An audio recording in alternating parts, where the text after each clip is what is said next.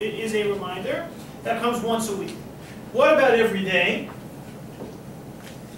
So it's interesting that the mincha prayer, the afternoon prayer, is one way to look at, is one way to bring back or to anchor our day's activities in these more spiritual values. You know, often the morning service is something. The morning you wake up, you say your prayers. There's that time slot that it works. Beginning of the day, you can say some prayers while you're getting dressed, or while you're making lunch for the kids in the morning, or if your kids are Ramaz, they get lunch. Okay, sorry about that. But the evening prayer, it's at the end of the day. There don't have to be any distractions. Technically speaking, the evening service is there for once the kids are in bed and once the things are prepared for the next day. Then there's a nighttime prayer. Mincha is really a midday prayer. We're sort of conditioned in the community, the way synagogues run services, that the mincha prayer is at the end of the day. They always have mincha ma'ariv together. But if you look at the Talmud, they talk about the ideal time for mincha either being just after midday, or actually more preferred is smack dab in the middle. There's something called Jewish time. You've heard of Jewish time? Right? I'm not talking about coming late all the time. There's some communities where there's a tradition of always being late. Right? It just happens. It's Hasidim always don't really have a concept of time. In the Sephardic community, there's sometimes less of a concept of time. So there's the joke about what happened when the Hasidic person married someone from the German community, who are known for their precision. So from then on, this family was always exactly 15 minutes.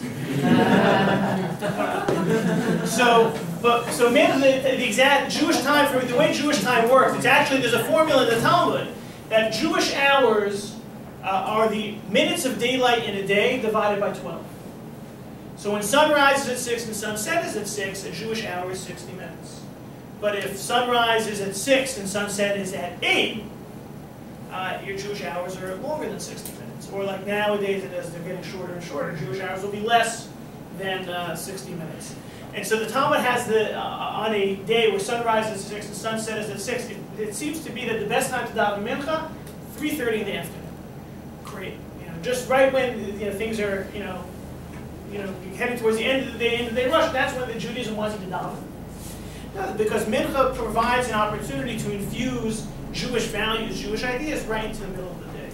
And so if we're looking for sort of examples that Judaism has of rituals that allow us to stay focused on Lord's greater objective, Shabbos certainly once a week, and mincha once a day in the middle of that day. There are other things. People have a mezuzah on their office door.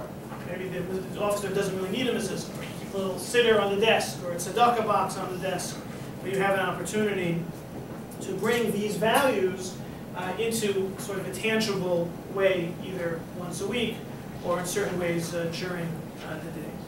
So we've analyzed some of what Judaism has to say about work. Anyone here ready to retire? We're actually done for the night, so you're all welcome to retire. But you can see some of the review about what's here on page 17. You don't have to read it. You can take a look at it yourself. Next week we will be looking at charity. Who must give? How much do you give? When must we give? What type of charity should we be given to? We will be joined by the Ramaz Institutional Advancement Office. No, but we'll learn a little bit about tzedakah. So I thank you all for joining. If anyone wasn't around when we did introductions, just let me know so I can sign you in. But I think I got almost everyone so far. If anyone has any other questions, you can let me know. I think originally they may have told you it would be 90 minutes. Look at that, only 70. If you want to stick around for another 20 minutes, you're more than welcome. Good night, everyone.